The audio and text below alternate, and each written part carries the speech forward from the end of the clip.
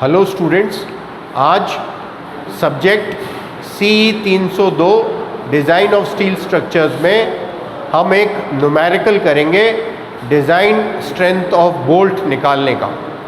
अब एग्ज़ाम में सवाल क्या आ सकता है?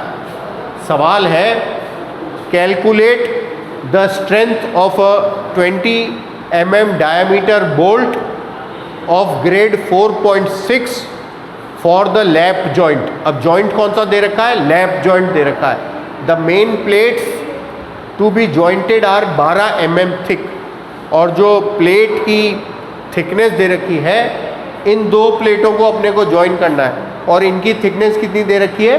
12 mm। अब अपन देखेंगे सबसे पहले निकालनी क्या है। निकालनी है स्ट्रेंथ।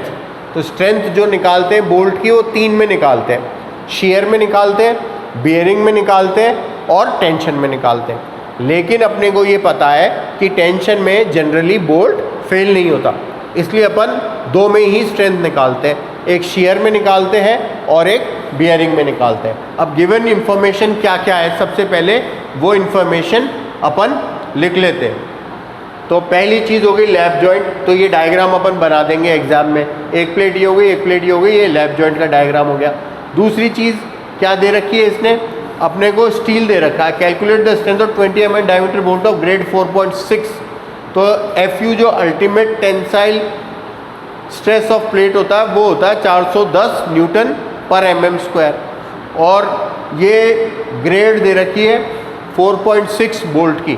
तो कोड में जाएंगे और कोड में देखेंगे कि इसका FUB यानी कि ultimate tensile stress of bolt कितना है। तो उस ग्रेड के लिए पर्टिकुलर एक टेबल है कोड में, कोड एग्जाम में अलाउड है।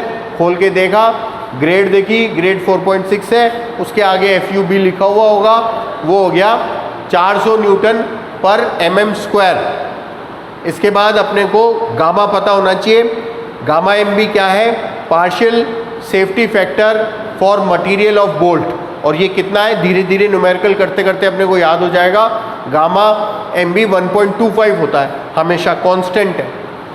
और अब बोल्ट दे रखा है तो बोल्ट का अपने को निकालना पड़ेगा ANB। ANB क्या होता है? Net tensile stress area. ये या तो कोड में एक टेबल है या एक फॉर्मूला याद कर लो, 0.78 पाई d²/4।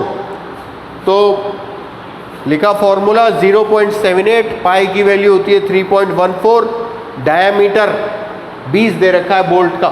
सवाल से अपने को पता लग गया पाई d²/4। तो ये एरिया कितना आ गया? 245 mm²। यूनिट सारी अपने को ध्यान रखनी है, न्यूटन पर mm² में चलेगा। तो ये सारी गिवन इंफॉर्मेशन जो सवाल से अपन ने निकाल ली। अब अपन स्ट्रेंथ ऑफ बोल्ट निकालेंगे सिंगल शियर में। सिंगल शियर का अपने को फॉर्मूला है VDSB। VDSB का मतलब होता है strength of bolt in single shear is equal to ANB into FUB divided by √3 gamma M1। अब ये सब वैल्यूज अपने को पता है। ANB क्या है? Net tensile stress area of 20 mm diameter bolt. ये कितना निकाला था? या 245 निकाला था, तो ये 245 रख दिया। FUB क्या है? FUB है ultimate tensile stress of bolt. ये कहाँ से पता लगा? कोड की टेबल से। जनरली कांस्टेंट रहता है, ये आपको याद हो जाएगी इसकी वैल्यू। तो ये कितनी है? 400। बोल्ट के लिए जो अपन स्टील के लेते हैं 400 ही लेते हैं, divided by √3 gamma M1। Gamma M1 क्या है? Partial safety factor for material of bolt. ये हमेशा कितना होता है? 1.25। इसको कैलकुलेट कर लो। कैलकुलेटर अलाउड है, कैलकुलेटर से ही सारे न्यूमेरिकल करने पड़ेंगे। तो जो strength of bolt in shear कितनी आ गई? Strength of bolt in shear 45.26 kilo newton आ गई। अब इसके बाद अपन ने कैलकुलेट कर ली strength of bolt in bearing. इसका फॉर्मूला क्या होता है strength of bolt in bearing का? VDPB is equal to 2.5 KB।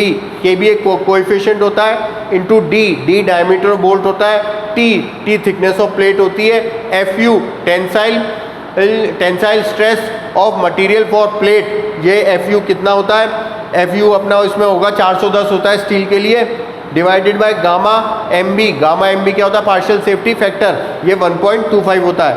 अब इसमें क्या है इंपॉर्टेंट चीज़ है के बी निकालना है। के बी कैसे निकलता है? के बी एक कोएफिशिएंट होता है और 4 चीज़ें होती हैं, 4 चीज़ें कैलकुलेट करनी पड़ती हैं। उनमें जो कम वाला होता है वो के बी होता है। तो K B is least of E upon 3d0।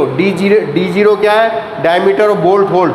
जो भी डायमीटर दे रखा है उसमें 2 ऐड कर दो। जैसे यहाँ 20 दे रखा है तो 20 प्लस 2 22। E कितना है? E कोड में टेबल है, असेंट्रिसिटी वहाँ दे रखी है, उससे 33। तो निकाल लिया 33 divided by 3 into 22 is equal to 0.55। फिर अपन ने निकाला P अपॉन 3d0 पिच अपन अज्यूम कर लेते हैं। जनरली 50 से 75 के बीच की पिच अज्यूम करके अपन चलते हैं। यहाँ पे अपन ने 50 अज्यूम कर ली, तो ये कैलकुलेट कर लिया, ये भी 0.5 आया। और तीसरी चीज़ है FUB डिवाइडेड बाय FU भी पता है 400, ये पता है 410, तो 0.97 आया। और चौथी चीज़ होती है 1। इन चारों वैल्यूज़ में से जो सबसे कम वैल्यू है वो हो गई के बी की। तो के बी अपन ने कितना ले लिया? 0.5। अब सब चीज़ें इसमें अपन ने सब्सटीट्यूट कर दी, तो ये निकाला अपन ने। Now strength of bolt in bearing निकाली, फॉर्मूले में डाला 2.5, के बी की जगह डाला 0.5, डायमीटर पता है बोल्ट का 20, FU पता है अपने को, नहीं डी के बाद टी, थिकनेस अपने को पता है प्लेट की। ये जो प्लेट है इसकी थिकनेस ये दे रखी है 12 mm, तो यहाँ लिख दिया 12 mm। और FU पता ही है स्टील की, टेंसाइल स्ट्रेंथ 410 डिवाइडेड बाय 1.25, यही 98.4। अब अपने पास 2 वैल्यू आ गई।